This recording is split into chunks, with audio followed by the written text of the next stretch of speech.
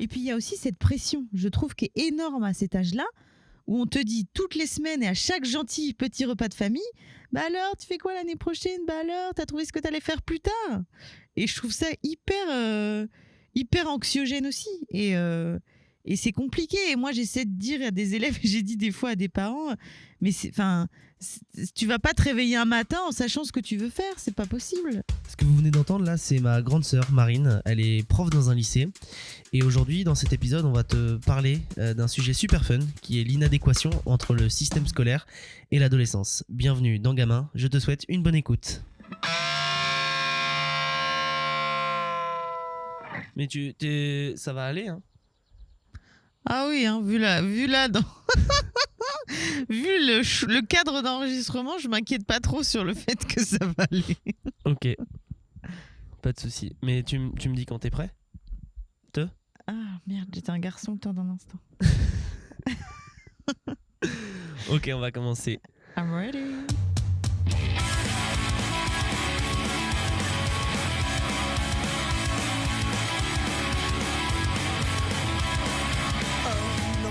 Bonjour et bienvenue dans ce premier épisode de Gamin. Pour ce premier épisode, j'avais un peu besoin d'être en confiance. Du coup, ma première invitée, je la connais plutôt bien. Il s'agit de ma sœur Marine. Bonjour Marine. Bonjour Matt. C'est totalement naturel. Ça fait pas du tout une demi-heure qu'on parle ensemble. Avant de commencer, je préviens que nous tournons en extérieur, qu'il y a des bruits environnants, il y a des avions, des gens qui passent la tondeuse, un chien qui peut se réveiller à tout moment. Et des petits oiseaux. Et des petits oiseaux, mais ça c'est assez agréable comme bruit. Oui ? Oui, c'est pas mal. Oui, c'est pas mal. Marine, ça t'évoque quoi l'adolescence ? Ah ouais, on y va cash comme ça. Bah ouais. Alors, personnellement, je dirais que ça m'évoque une période compliquée, avec 2-3 petits trous noirs, je pense, dus à la consommation de légères petites exagérations d'alcool et autres. Et sinon, une période de changement, de transformation et aussi je trouve qu'on est un peu torturé aussi. Ça nous interroge beaucoup sur qui on est, qui on va devenir. Enfin, on se pose des questions existentielles comme si la fin du monde était demain, alors qu'en fait, non. T'as une adolescence radieuse, apparemment ? Non, mais si, elle était cool, mon adolescence, et j'ai fait plein de trucs sympas, mais oui, en fait, étant donné qu'on prend zéro recul à aucun moment, j'ai l'impression que je vivais tout à 1000%. Donc, je pense que c'est ça. Et pour toi, la période de l'adolescence, elle a commencé quand ? Et quand est-ce qu'elle s'est terminée ? Si elle s'est terminée pour toi, mais bon, tu peux dire ton âge ? 32. 32. Mais pas tout à fait, 31 et demi. Je dirais... Ça compte à partir de 30 ans ? Oui, pour moi, ça compte un peu quand même. Ok. Je dirais en 5e. Ouais, je dirais en 5e. Pour toi, à la rentrée du collège, on n'est pas totalement ado ? Bah non, parce qu'on se demande encore où on arrive, on débarque un peu, on n'ose pas trop, on est les petits 6e qui débarquent, voilà. Et puis en 5e, on commence un peu à prendre nos aises, à avoir des amoureux, des amoureuses. Donc ouais, 5e, je dirais 5e. C'est marrant justement que tu parles de la scolarité, parce que quand je t'ai parlé de l'idée de créer ce podcast, est-ce qu'il y a un sujet qui t'intéressait ? Est-ce que tu m'as répondu ? Et un peu en accord avec ta profession, qui est ? Je suis prof. Dans quel secteur ? En lycée pro. Donc oui, depuis peu. Et effectivement, j'ai encore un œil neuf sur la profession. Et il y a des petites choses que je comprends pas forcément encore tout. En termes de fonctionnement des classes, fonctionnement de l'éducation. Et puis effectivement, ce dont, enfin, les petits personnages qui s'appellent les élèves qui sont là et qui des fois se demandent pourquoi ils sont là, ce qu'ils font là, et le système qui est pas forcément, je trouve, toujours hyper raccord avec ce qu'ils vivent à l'intérieur. Voilà, c'est ça que tu m'avais dit, c'est quand je t'ai dit adolescence, de quoi t'as envie de me parler, tu m'as dit j'aimerais parler tu as employé le terme d'inadéquation Ouais. entre le système scolaire et l'adolescence. Pourquoi ce sujet-là, t'as parlé de par ta profession, ça je m'en doute, mais pourquoi t'as voulu parler d'inadéquation ? Ben, en fait, J'ai eu des formations cette année, j'ai eu aussi des chargés d'inspection avec qui j'ai discuté, qui sont passés et tous disaient oui, il faut travailler en projet. Dans les formations, on nous parle de psychologie de l'adolescent, où il faut considérer l'adolescent comme un être tout entier, qui a aussi ses problèmes, qui a aussi tout ça, que tout ce qui se passe dans sa vie, dans son quotidien, et que des fois c'est normal qu'il soit pas à fond à chaque heure de cours. Et j'étais complètement d'accord avec ça. Et pour autant, je trouve que le changement de la société va très vite et le changement du système éducatif, pourtant tout est là, hein, tout le monde le sait qu'il faut faire ça. Mais c'est super dur à faire et c'est pas fait.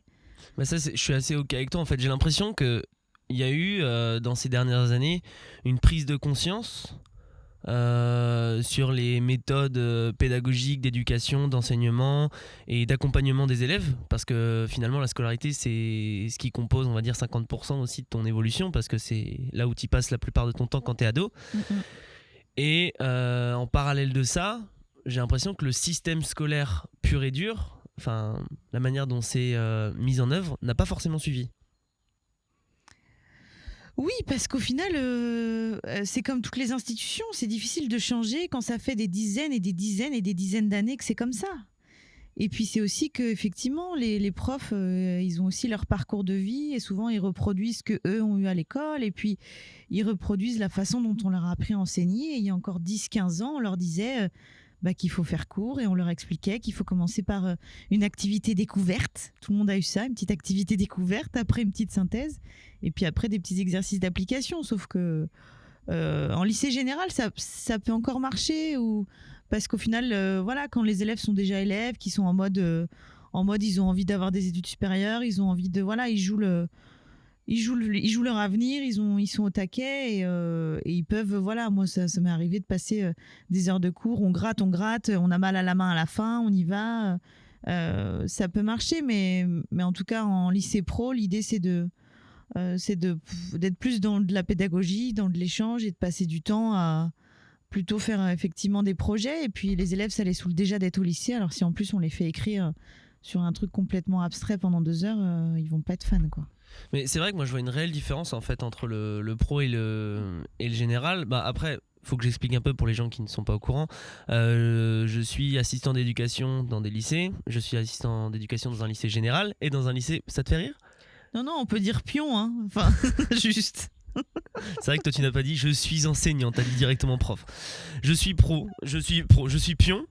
dans un lycée pro et dans un lycée général. Et c'est vrai que je vois une certaine différence, mais pourtant, enfin, peut-être que dans le lycée général, ils sont habitués en fait à gratter, à écrire et des choses comme ça. Et pourtant, moi qui travaille dans les deux établissements, j'ai l'impression qu'il y a un rapport beaucoup plus humain en fait dans les lycées pro. Dans les filières pro, étant donné qu'il y a pas un rabâchage en fait des matières générales, il y a aussi on met en pratique des choses, j'ai l'impression qu'ils servent un peu plus de leurs mains, ils font un peu plus des choses pédagogiques. Après ça c'est mon point de vue, je sais pas ce que t'en penses toi. Il y a 2 choses que j'ai envie de dire. La première chose, c'est qu'au final, il y a un vrai problème dans la société française et c'est pas comme ça dans d'autres pays où le général c'est pour les bons et le pro c'est pour les nuls. Exactement. Ou qui savent pas quoi faire. Et je trouve que c'est dommage parce que déjà ceux qui arrivent en pro voient ça comme un échec déjà, c'est ça qui est embêtant, et du coup sont un peu là par dépit, par défaut, voilà, et c'est compliqué parce qu'ils sont là alors qu'ils n'ont pas envie d'y être et en plus ils se sentent pas valorisés parce qu'ils sont vus comme étant dans une voie de garage, comme une voie pour les nuls, quoi. Et c'est ce que je trouve vraiment dommage. Mais en même temps ce qu'il y a c'est qu'il y a tout pour, en fait, parce que j'ai l'impression qu'aux yeux des profs et du système en fait on stigmatise un peu les filières pro par rapport en fait aux filières générales. Je pense que tout le monde est coupable dans l'histoire, ouais. Aussi bien les parents qui au final disent t'as pas le niveau pour aller en général, du coup dès le début au milieu de collège disent tu vas aller en pro ou en techno, donc déjà il y a ça. Les parents sont responsables, effectivement les enfants aussi, les ados aussi et les élèves aussi, puisqu'ils se mettent eux-mêmes leurs propres barrières en disant je suis pas capable, du coup ils se bloquent eux-mêmes et ils se ferment eux-mêmes des portes. C'est vrai que des fois il y a des déclics qu'on a plus ou moins tard et voilà. les profs effectivement de général aussi qui voient leur matière comme étant plus du défi intellectuel, plus qui recherchent ça avec les élèves, plus essayer d'emmagasiner un maximum de connaissances dans la tête des élèves. Enfin, c'est un peu les défis. Et puis à côté de ça, il y a les profs de lycée pro qui le disent quand même et qui essaient de le crier haut et fort, qu'au final on les forme à des métiers et qu'on les forme et qui la plupart vont en BTS maintenant et qu'on est sur des filières qui sont vraiment cool parce qu'à la fois on travaille des attitudes professionnelles et à la fois des connaissances générales. Donc c'est quand même des filières qui pourraient être plutôt des filières d'élite où on forme à tout que des filières garage toutes pourries, quoi. Bah, c'est vrai parce que le pire en fait dans tout ça c'est qu'il y a c'est que les gens du coup qui se disent je suis pas assez bon pour aller en filière générale sont complètement perdus, du coup vont en pro parce qu'ils disent je vais mieux y arriver, alors que pro c'est très spécifique. Et du coup moi je vois bien dans le lycée où je bosse qu'il y a des gens qui sont dans des filières qui ils y ont été vraiment par dépit, mais comme il y en a d'ailleurs qui vont en L, en S ou dans d'autres filières aussi par dépit. Ouais. Oui, et du coup, la conséquence, et je reviens sur ce que tu disais, au final, il y a plus d'humains et compagnie dans les lycées pro. En fait, c'est la conséquence. Étant donné que les élèves sont là alors qu'ils n'ont pas trop envie d'y être, forcément, souvent les équipes éducatives se disent bon, eh bien, on est obligé effectivement de mettre de l'humain, on est obligé de mettre de la cohésion et on est obligé de créer des dynamiques de projet, des dynamiques de groupe aussi. Et puis, c'est aussi tout simplement parce que les référentiels de Bac Pro incitent aussi à cette dynamique de projet et que, étant donné que quand on est prof, on essaie quand même de suivre un petit peu l'éducation nationale et ce qu'on nous demande de faire, forcément, on lance ces dynamiques-là. Mais c'est vrai qu'en tout cas, tous les profs de lycée pro, j'ai pas non plus 50 ans, hein, mais que j'ai rencontrés, ont cette envie de pédagogie, d'humain, de social, un peu psychologue aussi, un peu tout mélangé pour accompagner et que justement, ces élèves qui se sentaient comme étant tout pourris se disent en fait, je suis là, je suis bien où je suis, et en fait, je suis pas mal, et en fait, ça se trouve, je vais arriver à faire quelque chose de pas mal de ma vie. En tout cas, c'est l'objectif, quoi. Bah, totalement. Pour moi, oui, c'est un objectif hyper important parce que, comme je le disais au début de ce podcast, la scolarité compose beaucoup en fait dans l'évolution en fait de l'ado. Ouais. Et même si on se positionne quand même et qu'on dézoome à fond, on se dit, même en tant qu'adulte, on se lève le matin aux aurores. On prend un bus, qui est pas hyper glamour quand même, hein, tous les jours. On arrive après dans un immense établissement, on s'assoit sur une chaise, on y passe sa journée. Le midi, on mange dans des petites barquettes. Après, on se rassoit sur une chaise, on y passe le reste de sa journée. Et le soir, on prend le petit bus qui sent la poussière et on rentre chez soi et on fait ça tous les jours. C'est pas hyper glam. On rentre chez soi et on continue à bosser. Et voilà. Et oui. Et en plus, on entend après en conseil ou en rencontre parents-prof, et ils travaillent moins d'une heure le soir, mais c'est pas possible. Enfin voilà. Donc forcément. Alors dans aucun métier, enfin dans très peu de métiers, en tout cas, tu rentres chez toi et tu continues ton boulot, quoi. Ben oui. Donc c'est pour ça au final ce côté. Et puis il y a aussi cette pression, je trouve, qui est énorme à cet âge-là, où on te dit toutes les semaines et à chaque gentil petit repas de famille, bah alors tu fais quoi l'année prochaine, bah alors t'as trouvé ce que t'allais faire plus tard. Et je trouve ça hyper anxiogène aussi. Et c'est compliqué. Et moi, j'essaie de dire à des élèves, j'ai dit des fois à des parents, mais tu vas pas te réveiller un matin en sachant ce que tu veux faire. C'est pas possible. Donc au final, faut juste essayer de vivre le moment présent, de s'écouter en disant voilà, qu'est-ce qui te fait plaisir là, de quoi tu as envie là maintenant, et puis tu fais un choix. Et puis si c'est pas le bon, c'est pas grave, on change. Enfin, c'est ouais. Rien que par rapport toi à ton parcours personnel, si on devait prendre un exemple. Il est quand même assez. Je le connais un petit peu. Il est quand même un petit peu spécial. Enfin, il n'est pas tout droit, quoi. Non, en fait, j'ai jamais su ce que je voulais faire. Et donc, en fait, je me suis toujours. Donc, par exemple, si jamais il y avait une injustice, pouf, le soir, je voulais être avocate. Et puis le lendemain, je sais pas, je voyais une voiture de police, je me disais, ah, tiens, c'est pas mal, et je voulais être policier. Après, je trouvais le côté un peu militaire sympa, et puis après, je me suis dit, tiens, dans le social, ça pourrait être bien. À chaque fois que j'avais quelque chose à l'adolescence que je rencontrais, qui me torturait un peu, ou un truc qui était arrivé à une copine, ou je sais pas quoi, je me suis dit, tiens, et si j'étais ça? Mais c'est vrai que ça change tout le temps, en fait, parce que, mais oui, parce que moi, je suis vraiment au contact, en fait, des élèves, même on va dire, dans leur intimité, parce que je suis aussi pion d'internat. Je suis aussi en internat et du coup je les entends parler, j'entends en fait ce qu'ils ont aussi ce qu'ils souhaitent aussi, tout ça, et c'est vrai qu'il y en a qui changent de projet absolument toutes les semaines. Mais oui, parce qu'au final, on nous dit tout le temps qu'il nous faut un projet. Alors du coup, quand on n'en a pas, on en invente un. Et puis bah oui, vu que c'est un peu comme quand tu dis qu'est-ce que j'ai envie de manger, ça change en fonction des jours. Bah là c'est pareil, qu'est-ce que j'ai envie de faire quand t'as pas de projet. Attention, ça dépend des tempéraments. Il y en a depuis toujours qui savent ce qu'ils veulent faire et qui s'y retrouvent là-dedans et sont sûrs de leur choix, et peu importe les tempéraments. Après, il y en a effectivement qui savent pas ce qu'ils veulent faire. Donc moi, je me suis toujours laissée guider par mes centres d'intérêt. Du coup, j'ai fait un peu de communication pour être dans le journalisme. Après, j'ai fait un peu de psychologie parce que ça m'intéressait de savoir comment nos cerveaux et on fonctionnait un peu. Et puis après, j'ai fait plus du social, où là, j'ai été dans des structures pour faire des diagnostics de territoire et autres. Et puis à côté de ça, bah, on paye ses études. Alors pour payer ses études, bah, on fait de la vente. Et puis après, je me suis dit, tiens, bah, en fait, je vais continuer à faire de la vente. Après, voilà, on m'a appelé en disant, tiens, est-ce que tu peux aller là? Très bien, allons-y. Et puis après, 2 ans après, on me rappelle en disant, tiens, est-ce que tu peux aller en fait être responsable là? Et je dis, bah tiens, allons-y, sans trop me poser de questions parce que je ne savais pas trop. Et je me dis, tiens, les gens pensent que je vais être bien là, alors j'y vais, allons-y. Et effectivement, au bout d'un moment, je me suis dit, tiens, tout ça, si je pouvais le partager et plutôt le transmettre, ça peut être pas mal. Donc effectivement. Mais c'est vrai que c'est ça aussi, on peut en parler sur le fait qu'en fait, enfin, on perd jamais son temps, parce que toi, tu vois, t'as eu ton bac, ensuite t'es parti en psycho. D'abord en communication.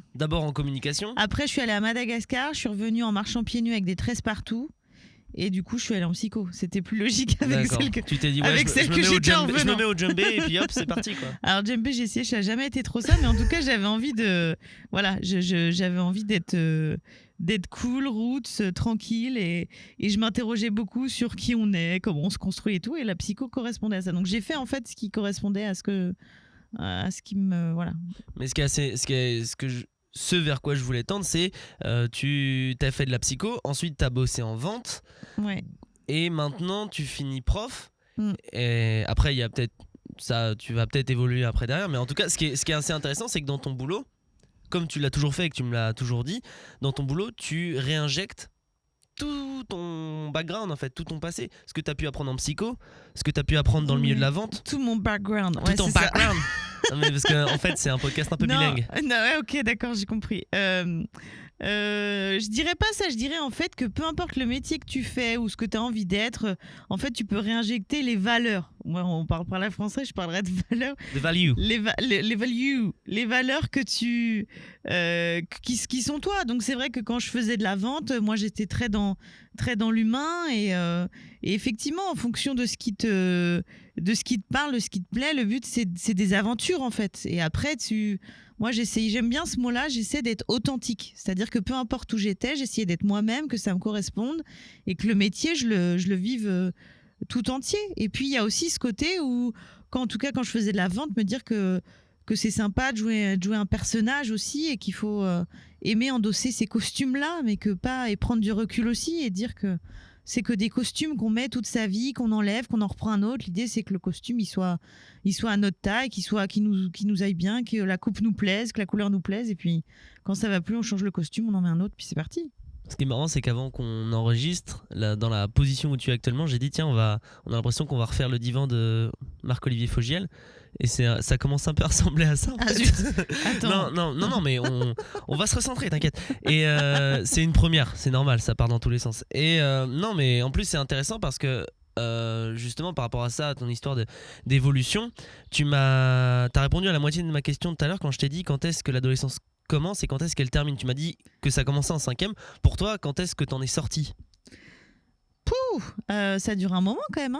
Je sais pas. Je sais pas vraiment quand est-ce qu'on sort.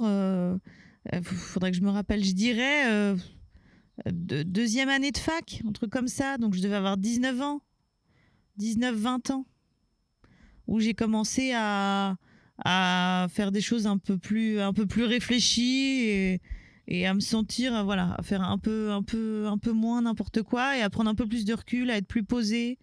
Ouais, je Donc pour dirais toi, les 19 ans. ados, en fait, être adolescent, on fait pas des trucs réfléchis. Pas trop. Mais c'est le principe. Oui. C'est ça qui est cool. C'est qu'au final, certes, on a la pression d'étudier, mais à côté de ça, on est quand même plus enfant et on n'a aucune trop responsabilité d'adulte quand même. Donc au final, à part en soirée ou le soir ou le week-end, fumer des clopes, discuter avec les potes, se marrer, refaire le monde, faire 2-3 activités sportives ou autres pour certains, mais on n'a pas d'autres trop préoccupations, quoi. Mais j'ai l'impression en fait que je sais pas si c'est la société ou je ne sais quoi j'ai l'impression qu'en fait l'adolescence faut vite en sortir, parce que moi j'ai des élèves au lycée qui, j'ai l'impression, ont une pression de faut vite que je trouve quelque chose, dans cette idée de avoir un projet et tout ça. Et même moi j'en ai qui, à peine leur majorité, décident de démissionner pour se mettre à travailler, pour gagner de l'argent, parce que pour eux c'est ça aussi, devenir adulte. Est-ce qu'il n'y a pas aussi enfin, parce que comme tu dis, l'adolescence c'est une période qui est hyper importante et qui est faite pour être pour faire des choses qui sont pas très réfléchies, mais j'ai l'impression derrière aussi qu'on pousse à balayer vite cette période là. En fait, on est un petit peu comme des animaux qui vivent en groupe, donc on se fait forcément influencer par le groupe et il y a un côté culturel qui est très très fort quand même. Donc effectivement, quand on a quelqu'un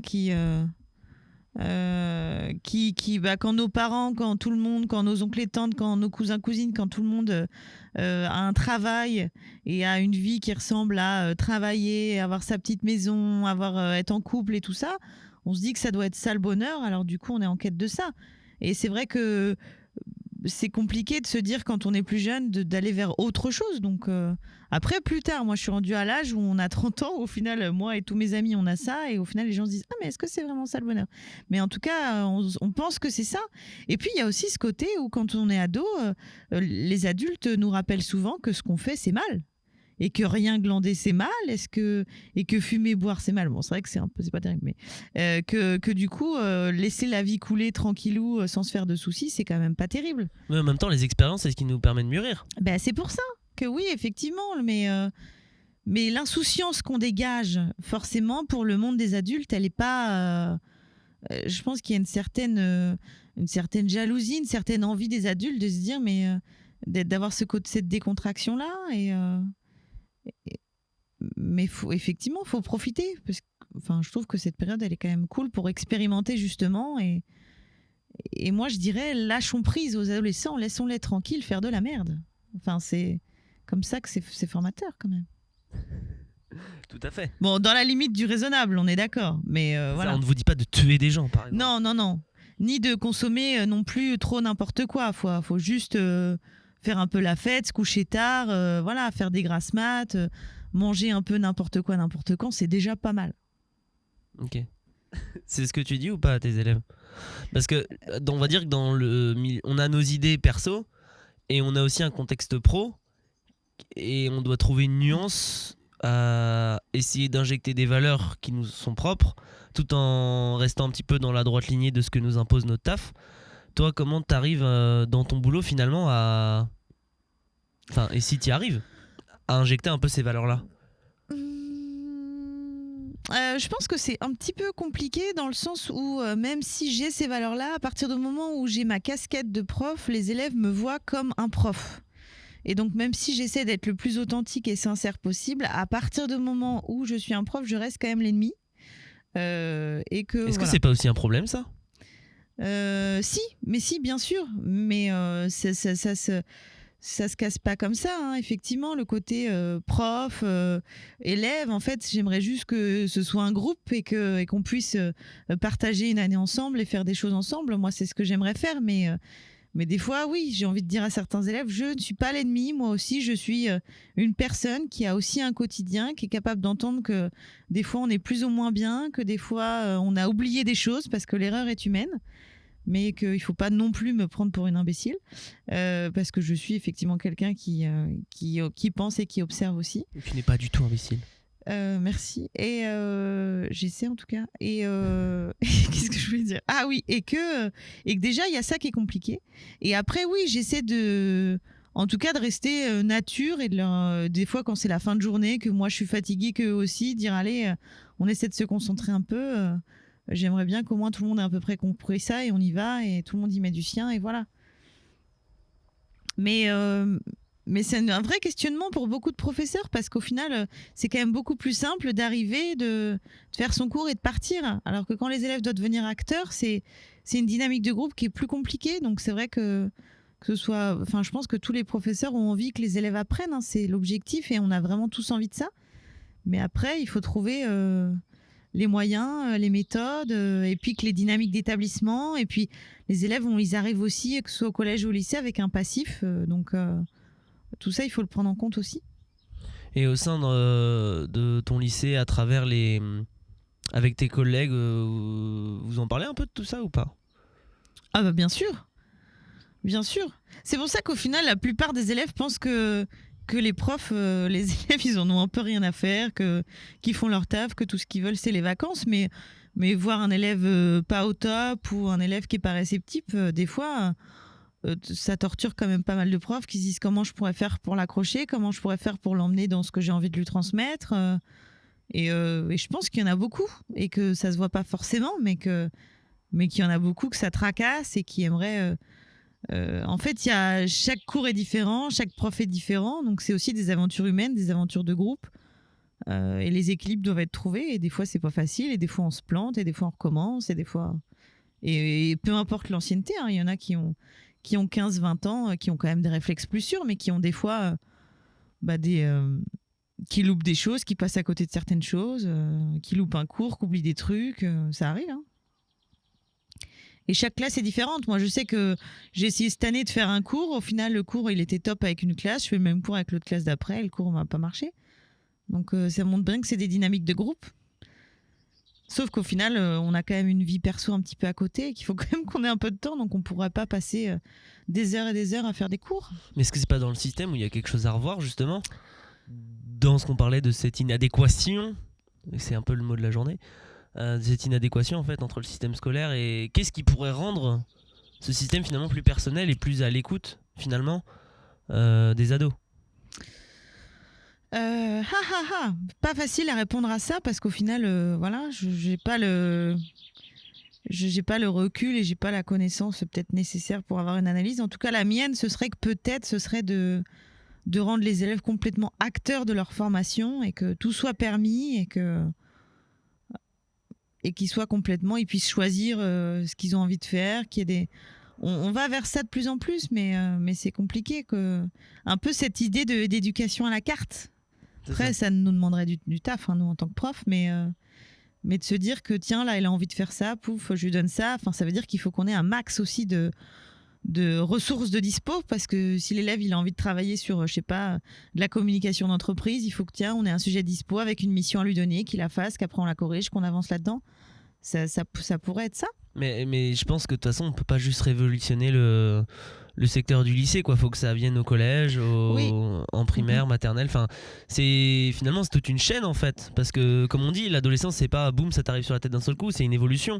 Je pense qu'on n'arrive pas tous dans l'adolescence avec les mêmes. Le même background. En fait, dans un monde utopique, il faudrait un prof pour 5-6 élèves, en fait, par exemple. Travailler beaucoup le travail en groupe. Et puis, je trouve la connexion avec la société. Parce qu'au final, quand on est adolescent, on a l'impression que le monde des adultes, c'est juste un autre monde. Et qu'on ne le connaît pas. Et surtout, on a l'impression que c'est un monde qui est tout pourri. Alors qu'en final, c'est pas vrai. Donc, j'aimerais vraiment qu'en tout cas, on décloisonne un peu le système éducatif pour qu'on sorte encore plus des collèges, des lycées, qu'il y ait du lien, qu'on soit dans du concret et que avant tout ce soit observer la société, la comprendre et puis partir de cas le plus précis possible, quoi, et le plus concret possible. Ça, ce serait déjà pas mal. Et pour toi, ça commencerait à partir de quand? À partir de tout petit. De tout petit. Ah bah bien sûr, avant même l'adolescence en fait. À partir du moment où les enfants, on les laisse dans un monde d'enfance, que qu'on les cloisonne un peu et qu'on les connecte pas. Je dirais même ça commence même quand ils sont minuscules ou au final on les laisse dans un coin jouer et que les adultes sont entre eux et les enfants sont entre eux. Des fois, il faudrait essayer de les connecter un peu pour qu'ils se disent tiens, le monde des adultes, en fait, il est pas mal et qu'il n'y ait pas ce sentiment de ce rejet du monde de l'adulte quand on est à l'adolescence. C'est parce qu'en fait, on en a peur des adultes parce qu'on ne sait pas ce que c'est et on ne connaît pas. C'est pour ça justement qu'il y a cette espèce de rivalité, enfin, rivalité c'est un bien grand mot, entre élèves et profs justement. Oui, parce qu'on représente les adultes et que souvent ils sont en conflit avec tout ce qui est de l'adulte, que l'adulte ça les parle pas, qu'ils ont l'impression qu'on les comprend pas et que forcément effectivement ils ont pas envie de rentrer en contact et de base c'est nul quoi. Okay. Est-ce que parce que là on est déjà à 30 minutes d'enregistrement, est-ce que pour conclure aussi est-ce que tu as d'autres choses que tu aimerais rajouter à ce sujet-là? Pas forcément. En tout cas, est-ce que pour conclure, tu pourrais, si des adolescents nous écoutent, des gens qui peuvent rentrer par hasard en septembre prochain en 6e, ou des gens qui sont déjà au collège, qui vont rentrer dans cette période dite de l'adolescence, qu'est-ce que tu pourrais finalement leur donner comme conseil ou même pas des conseils, juste qu'est-ce que tu aimerais leur dire Je leur dirais qu'il faut baisser la garde et qu'au final les profs sont pas forcément leur ennemi et l'adulte n'est pas forcément un ennemi en fait. Je leur dirais de prendre du recul et de se dire que peu importe l'expérience qu'ils vivent, peu importe s'ils sont fait embêter aujourd'hui, s'ils sont fait moquer, peu importe s'ils ont l'impression que qu'ils sont nuls par rapport aux autres, tout ça, il faut prendre du recul et il faut se dire que chaque expérience est bonne à prendre, chaque expérience fera d'eux des adultes plus tard, et surtout de leur dire qu'il n'y a pas de pression et que ça sert à rien de savoir qui on va être dans 10 ans, qu'ils réfléchissent déjà à qui ils ont envie d'être là, qui ils sont là, et puis qu'ils se laissent un peu porter et guider, éventuellement. Bah c'est super. Merci beaucoup Marine. De rien. Merci à vous de nous avoir écoutés. Vous pouvez me retrouver toutes les semaines le vendredi à 18h sur SoundCloud, Apple Podcast ou sur YouTube. Et si jamais vous avez des questions et vous voulez un peu suivre de près l'actualité du podcast, vous pouvez me suivre sur Instagram @gentilgamin. Et ben écoute Marine, merci pour tous ces conseils et puis pour cet échange. Et puis pourquoi pas une prochaine.